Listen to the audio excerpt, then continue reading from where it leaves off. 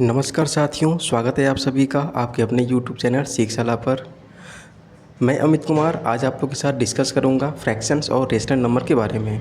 जैसा कि आप लोगों को पता है फ्रैक्शंस और रेशनल नंबर्स क्या होते हैं, पहले से आपको पता होगा, लेकिन फिर भी एक ओवरव्यू देते हुए उसमें क्या सिमिलरिटीज़ होती हैं, क्या डिसिमिलरिटीज़ होती हैं, ये थोड़ा डिस्कस करेंगे और कोशिश करेंगे कि सबसे आसान भाषा में इसको सीखा जा सके कि फ्रैक्शंस और रेशनल नंबर वास्तव में होते क्या हैं, और अगर दोनों एक ही होते हैं तो फ्रैक्शन के बाद रेशनल नंबर की क्यों आवश्यकता पड़ी, अगर दोनों अलग अलग होते हैं तो एक दूसरे से किस प्रकार से अलग हैं। तो चलिए जानते हैं। दोस्तों, फ्रैक्शंस और रेशनल नंबर को जानने से पहले हम लोगों को कुछ सेट ऑफ नंबर्स होते हैं जिनको जान लेना काफ़ी ज़रूरी है। और वो सेट ऑफ नंबर्स क्या है? Natural numbers, whole numbers and integers. दोस्तों, नेचुरल नंबर्स क्या होते हैं? नेचुरल नंबर्स को हम काउंटिंग नंबर्स बोल सकते हैं। नेचुरल नंबर्स काउंटिंग नंबर्स होते हैं और काउंटिंग नंबर्स का मतलब ये स्टार्ट होते हैं 1 से। मतलब जितने भी नेचुरल नंबर्स होते हैं, नेचुरल नंबर्स 1 से स्टार्ट होते हैं और इन्फिनिटी तक जाते हैं। मतलब सभी काउंटिंग नंबर्स को हम नेचुरल नंबर्स बोल सकते हैं। इसको रिप्रेजेंट कुछ करते हैं कुछ ऐसे। ये नेचुरल नंबर का सेट है। नेचुरल नंबर के सेट को n से शो करते हैं और इसको कुछ इस प्रकार से सेट के फॉर्म में हम लिख सकते हैं। ये इन्फिनिटी तक चलता जाएगा। मीन्स याद रखने वाली बात यह है कि नेचुरल नंबर्स जो होते हैं वो 1 से स्टार्ट होते हैं। स्टार्टिंग ज़रूर याद रखिएगा, 1 से स्टार्ट होते हैं। और ये काउंटिंग नंबर्स होते हैं, जैसे 1 2 3 4 5 6 7। आपको जितनी काउंटिंग आती हो उतनी करती जाइए और ये इन्फिनिटी तक चलते जाते हैं। मतलब इनका कोई अंत नहीं है, स्टार्ट 1 से होते हैं। अब बात करते हैं होल नंबर्स की। तो होल नंबर्स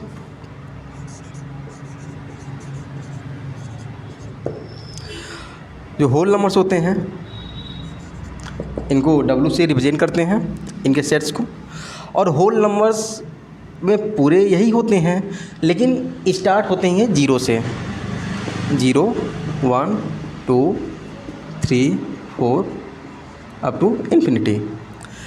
तो ये नेचुरल नंबर्स काउंटिंग नंबर्स होते हैं, होल नंबर्स भी काउंटिंग नंबर्स होते हैं, लेकिन अंतर इसमें इतना है कि नेचुरल नंबर्स 1 से स्टार्ट होते हैं 1 2 3, एंड जो होल नंबर्स होते हैं वो 0 से स्टार्ट होते हैं 0 1 2 3 4।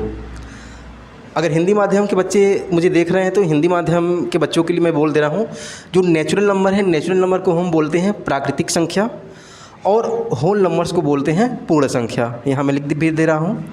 जो नेचुरल नंबर्स हैं उनको हम प्राकृतिक संख्या कहते हैं और जो होल नंबर्स हैं उनको हम पूर्ण संख्या कहते हैं। ओके, अब बात करते हैं इंटीजर्स की। देखिए दोस्तों, ये आपको इसमें कोई भी नेगेटिव साइन नहीं दिखा होगा, ये सब के सब पॉजिटिव साइन के साथ हैं। लेकिन इंटीजर्स में क्या होते हैं? इंटीजर्स में सभी होल नंबर्स तो आएंगे ही, साथ साथ इनके नेगेटिव्स भी आ जाएंगे। नेगेटिव्स का मतलब -1 -2 -3 -4 इस टाइप के। मतलब सभी positive counting numbers and negative counting numbers including with 0। मतलब 0 के साथ सभी पॉजिटिव और नेगेटिव काउंटिंग नंबर्स आ जाएंगे। जो इंटीजर्स होते हैं, इंटीजर्स के सेट को हम Z या कहीं कहीं कैपिटल I से भी रिप्रेजेंट करते हैं। और ये -इन्फिनिटी से +इन्फिनिटी होता है। ऐसे इसमें -3 -2 -1 0, फिर अगेन 1 2 3 4 5 6 ये चलता जाएगा up to infinity. Means -infinity +infinity ये चलता जाएगा। सभी काउंटिंग नंबर्स होते हैं। एक थोड़ा सा बात यहाँ ध्यान दीजिएगा कि जैसे अगर कॉन्सेप्ट समझा देते हैं पॉजिटिव नेगेटिव क्या होते हैं डेली लाइफ प्रैक्टिस में, कैसे हम लोग यूज़ करते हैं। तो अगर मान लीजिए आपको बोला जाए कि आपके पास नंबर ऑफ़ एप्पल्स कितने हैं, तो आप जितने होंगे उतने बोलेंगे। मान लीजिए आपके पास 10 एप्पल्स हैं तो बोल देंगे वी हैव 10 एप्पल्स। अगर मान लीजिए कि आपने कोई बिजनेस स्टार्ट किया, कोई व्यापार आप कर रहे हैं और उसमें आपको प्रॉफिट हो रहा है, तो प्रॉफिट के लिए आप बोलते हैं कि मुझे 10,000 या 1 लाख रुपीज़ प्रॉफिट हुआ। लेकिन मान लीजिए अगर बाई चांस नुकसान हो रहा है उसमें, तो उसमें आपको नुकसान हो रहा है तो मुझे 1 लाख रुपये का नुकसान हुआ ये बोल दीजिए, या तो -1 लाख रुपीज़ लिख दीजिए। जो माइनस है ना, माइनस हमको डिक्रीमेंट दिखाता है, जैसे लॉस हो गया या किसी चीज़ में कि कोई चीज़ डिक्रीज हो रही है तो उसको हम लोग माइनस से रिप्रेजेंट करते हैं। जैसे एग्जांपल के तौर पे इस समय गर्मी का मौसम देख ही रहे हैं, बहुत ज़्यादा गर्मी पड़ रही है। तो इसमें अगर हम बोल रहे हैं कि जो पारा है वो आज 2 डिग्री और चढ़ गया, पारा 2 डिग्री और चढ़ गया या बढ़ गया, तो हम उसको रिप्रेजेंट करेंगे +2 डिग्री सेल्सियस। अगर हम लिख दिए, हमने नहीं बोला कि पारा है वो चढ़ गया या गिर गया, हमने कहा कि आज का temperature +2 degree Celsius. +2 degree Celsius अगर हम बोल देंगे तभी ये इंडिकेट, जो प्लस है ना, ये इंडिकेट करेगा कि ये जो टेम्परेचर है वो 2 डिग्री इंक्रीज हो गया है। अगर वहीं पर अगर हम बोले -2 डिग्री सेल्सियस, आज के टेम्परेचर में जो परिवर्तन है वो -2 डिग्री सेल्सियस का है, परिवर्तन -2 डिग्री सेल्सियस का है। इसका मतलब ये हुआ कि जो टेम्परेचर है वो 2 डिग्री सेल्सियस पिछले टेम्परेचर से कम हो गया है, मतलब डिक्रीज हो गया है। बात समझ में आई? आई होप आप लोग समझ रहे होंगे। तो प्लस माइनस को ऐसे डेली लाइफ में यूज़ करते हैं। जैसे मान लीजिए कि अगर अभी गर्मी का मौसम, उसके बाद फिर बारिश का समय आएगा और जगह जगह नदियों में बाढ़ वगैरह की समस्या देखने को मिलती है। तो अगर बाढ़ के समय में मान लीजिए कि रिवर ओवरफ्लो हो रहे हैं, तो अगर वहाँ पर लिखा गया +110 सेंटीमीटर, मीन्स जो वाटर लेवल है वो 110 सेंटीमीटर इंक्रीज हो गया है। अगर बाढ़ के कुछ समय बाद की न्यूज़ में आती है कि -10 डिग्री सेल्सियस या गंगा का जल स्तर गंगा का जल स्तर 20 सेंटीमीटर डिक्रीज हो गया या गिर गया, तो उसको हम कैसे लिखेंगे?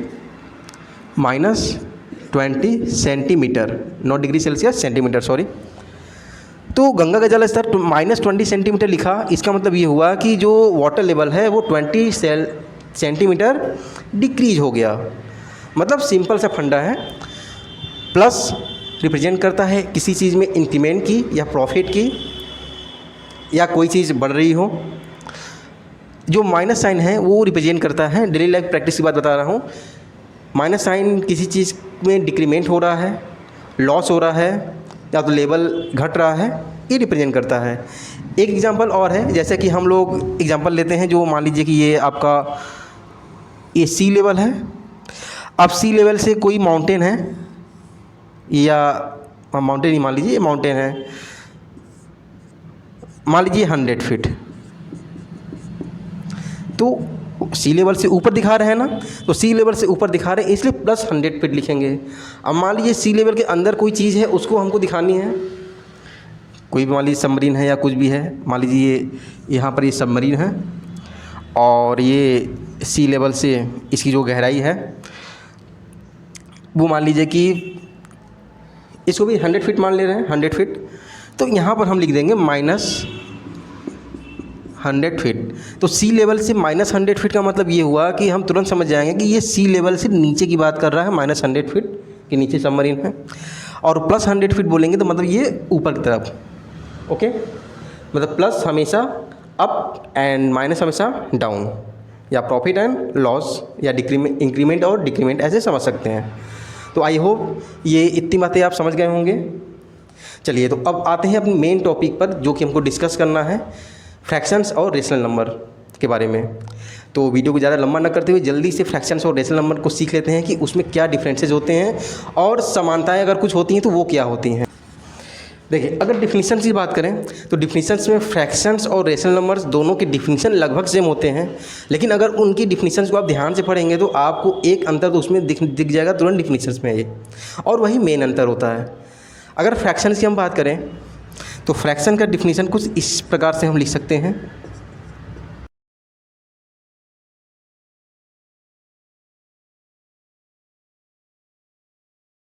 Is not equal to 0। तो फ्रैक्शंस जो है, फ्रैक्शंस को डिफिनीशन अगर देखा जाए तो a number which can be written as p/q और written in the form of p/q where p and q are whole numbers and q is not equal to 0। Means जो इसका डिनोमिनेटर है ना, डिनोमिनेटर 0 नहीं हो सकता, लेकिन p और q दोनों में से कोई भी नंबर्स होल नंबर्स में से हो सकते हैं। तो होल नंबर का सेट मैंने बताया था 0 1 2 3 4 5 6 7 8 जितने भी काउंटिंग नंबर्स हैं 0 से स्टार्ट होने वाले, वो सबके सब इसमें आ जाएंगे, लेकिन कंडीशन ये है कि क्यों 0 नहीं हो सकता। ओके, अब हम देखते हैं रेशनल नंबर की डिफिनीशंस को।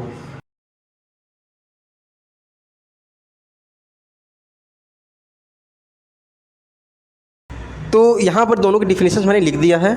डिफिनीशंस ये होते हैं दोनों के। देखिए, दोनों के डिफिनीशंस आप पढ़ेंगे तो आपको जो डिफरेंस है दो जगह देखने को मिलेगा। यहाँ पर जो P और Q है, P और Q को होल नंबर्स बोला गया है, और यहाँ पर P और Q जो है वो इंटीजर्स है।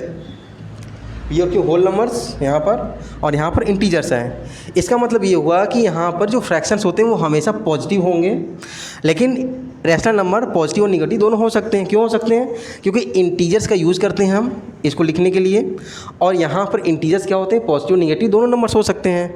तो सिंपल सी बात है कि यहाँ पर ये केवल पॉजिटिव होंगे, ये निगेटिव होंगे। मतलब क्या हुआ, इसमें जो होंगे फ्रैक्शंस, जो फ्रैक्शंस होंगे, फ्रैक्शंस में हमेशा आपके, जैसे एग्जाम्पल अगर हम देखें तो एग्जाम्पल में हमेशा 2/7 3/5 इस टाइप के नंबर्स आएंगे, जबकि इसके एग्जांपल्स में क्या आएंगे रेशनल नंबर में?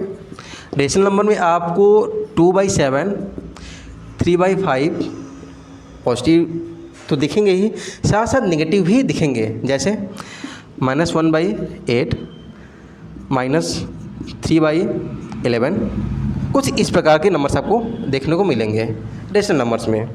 तो हम ये कह सकते हैं कि जो फ्रैक्शन होता है और रेशनल नंबर होता है, दोनों में अंतर केवल इतना होता है कि यहाँ पर P/Q में जो P और Q यूज हुआ है, मतलब न्यूमरेटर और डिनोमिनेटर जो होते हैं वो होल नंबर्स होंगे, लेकिन यहाँ पर जो P और Q जो हमने बोला हुआ है, यहाँ पर P और Q आपके इंटीजर्स होंगे। ये अब इंटीजर्स में होल नंबर्स भी आ गए और उनके नेगेटिव भी आ गए। ठीक, तो ये रेशनल नंबर का सेट बड़ा होता है फ्रैक्शंस के कंपैरिजन में। क्यों? क्योंकि होल नंबर का सेट और इंटीजर्स के सेट में इंटीजर्स का सेट बड़ा होगा, होल नंबर छोटा होता है। इसमें आपको केवल पॉजिटिव नंबर्स देखने को मिलेंगे, इसमें नेगेटिव भी देखने को मिल जाएंगे। अब डेली लाइफ में इसका यूज़ कैसे करते हैं, जल्दी से बस लास्ट में इसको एक समझ लीजिए, एक थोड़ा सा पॉइंट बचा हुआ है इसमें, और बाकी फ्रैक्शंस और रेशनल नंबर के बारे में डिटेल में नेक्स्ट क्लास में या नेक्स्ट वीडियो में आपको बताया जाएगा। अभी तो केवल इस वीडियो में केवल कंपेयर करना कि दोनों में कंपेयर करने पर सिमिलरिटीज़ और डिसिमिलरिटीज़ क्या हमको मिलती हैं। तो डिसिमिलरिटीज़ के अगर बात करें तो मेन इसका अंतर ये है कि इसमें होल नंबर्स होते हैं, ये इंटीजर्स होते हैं, और दूसरी क्या है, ये पॉजिटिव, केवल पॉजिटिव होंगे, ये पॉजिटिव निगेटिव दोनों हो सकते हैं।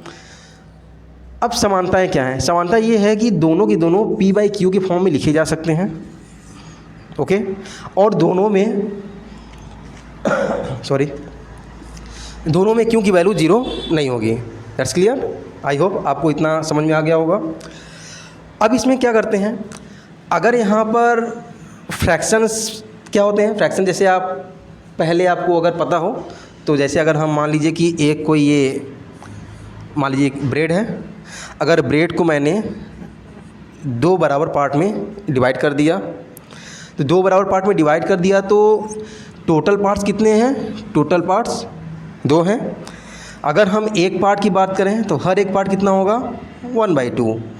मतलब अगर फ्रैक्शंस को अगर हमको लिखना है तो टोटल पार्ट्स डिनोमिनेटर में होंगे, मतलब हर में होंगे, और ऊपर न्यूमरेटर अर्थात अंश की जगह क्या लिखेंगे?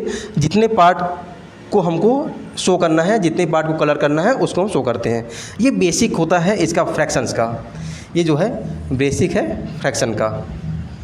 अगर हम 1/2 ऐसा कुछ लिखें तो अब ये तो पॉजिटिव है। अब नेगेटिव फ्रैक्शन अर्थात रेशनल नंबर्स अगर नेगेटिव में आ जाते हैं तो उसका डेली लाइफ प्रैक्टिस में क्या इंपॉर्टेंस है। तो जैसा कि जो अप्स एंड डाउन्स मैंने वाटर लेवल को बताया, और मान लीजिए degree Celsius ups and downs हो रहे हैं, तो वो ज़रूरी नहीं कि वो होल नंबर्स में हो या नेचुरल नंबर्स में हो, वो आपके रेशनल नंबर्स में भी हो सकते हैं। जैसे मान लीजिए अगर हम बोले कि 1.5 डिग्री सेल्सियस, ये 1.5 डिग्री सेल्सियस अगर हमको अप दिखाना है तो यहाँ पर हम लिखेंगे +1.5 डिग्री सेल्सियस। इसको हम ऐसे लिख सकते हैं 3/2 डिग्री सेल्सियस। ओके, अगर मान लीजिए हमको दिखाना है 0.7 डिग्री सेल्सियस डाउन दिखाना है, तो यहाँ पर हम लिखेंगे -0.7 डिग्री सेल्सियस और इसको हम लिख सकते हैं 7/10 माइनस से 7। क्यों? क्योंकि ये डिक्रीमेंट दिखा रहा है, इतना जो पारा है इतना गिर गया इसलिए माइनस में दिखा रहा है। तो ये डेली लाइफ में इसका भी यूज़ होता है। ठीक, तो उम्मीद करते हैं कि फ्रैक्शंस और रेशनल नंबर को आप लोग अच्छे से समझ गए होंगे। एक बार फिर से इसको देख लेते हैं क्या होता है। नंबर्स के बारे में बताया, natural numbers, whole numbers and integers. Natural number में सभी काउंटिंग नंबर्स होते हैं जो कि 1 से स्टार्ट होते हैं, ध्यान देने वाली बात ये है। और होल नंबर्स में आपके सभी के सभी नेचुरल नंबर्स तो आएंगे, साथ में जीरो होते हैं। मतलब वो अंतर केवल इतना होता है कि नेचुरल नंबर 1 से स्टार्ट होते हैं, ये 0 से स्टार्ट होगा। और फाइनली लास्ट में इंटीजर्स बताया गया था। इंटीजर्स आपके सभी होल नंबर्स तो आएंगे ही, साथ साथ उसके नेगेटिव्स भी आएंगे। और लास्ट में जो हमारा इंपॉर्टेंट टॉपिक था आज का, फ्रैक्शंस और रेशनल नंबर, उनकी डिफिनीशन मैंने पढ़ा। पी बाई, देखिए एक चीज़ और है, पी बाई क्यू के फॉर्म में लिखा जा सकता है। ज़रूरी नहीं कि जो फ्रैक्शंस और रेशनल नंबर हो वो हमेशा पी बाई क्यू के फॉर्म में ही आपको मिले। अगर मान लीजिए आपको अगर बोला गया कि ये 7 है, ये 7, तो क्या 7 फ्रैक्शन है? जी हाँ, बिल्कुल फ्रैक्शन है। पी बाई क्यू के फॉर्म में लिखा जा सकता है। कैसे लिखा जा सकता है? अपॉन में 1 लगा दीजिए, 7/1 हो गया। मान लीजिए -9 लिखा हुआ है, तो ये इंटीजर्स तो हैं, साथ साथ उसके साथ रेशनल नंबर भी हैं। क्यों रेशनल नंबर हैं? क्योंकि इसको भी हम पी बाई क्यू के फॉर्म में लिख सकते हैं। देखिए लिख दिया। कंडीशन ये होता है कि 0 नहीं होना चाहिए, 1 के लिए कुछ बोला नहीं गया था, 1 हम लगा सकते हैं। अब 7/1 बोले चाहे 7 बोले, बात वही है। -9/1 बोले चाहे -9 बोले, बात सेम है। तो ये बात याद रखिएगा कि हमेशा पी बाई क्यू के फॉर्म में आपको नहीं दिखेगा, आपको इस टाइप से भी दिख सकता है, 1 2 3 4 5 6 या -9 -10 ऐसे दिख सकता है आपको। ओके, तो आज की क्लास में इतना ही। उम्मीद करते हैं कि आपको जो भी कुछ बताया गया होगा वो समझ में आया होगा, आसान शब्दों में बताने की कोशिश की गई है। बाकी अगर वीडियो अच्छा लगा हो तो वीडियो को लाइक कीजिएगा, और अगर वीडियो इन्फॉर्मेटिव लगा हो और इसी तरह की वीडियो और भी आगे पाना चाहते हैं तो उसके लिए चैनल को सब्सक्राइब कर दीजिएगा। Thank you.